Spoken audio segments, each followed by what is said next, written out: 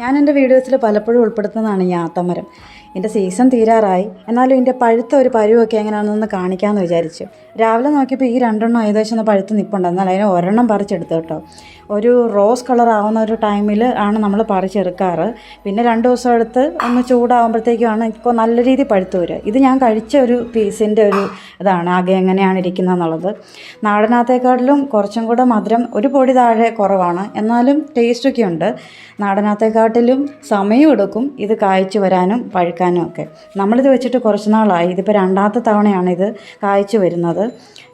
July August ഒക്കെ ആകുമ്പോഴത്തേക്കും ഒന്ന് കായായി വന്നിട്ട് ഡിസംബറൊക്കെ ആ ഒരു 3-4 എണ്ണം എങ്കിലും ഒന്ന് കിട്ടണമെന്നുണ്ടെങ്കിൽ.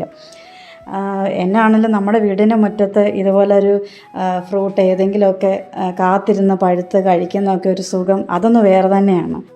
ഇനി അടുത്ത സീസണിന് വേണ്ടിയുള്ള കാത്തിരിപ്പാണ്.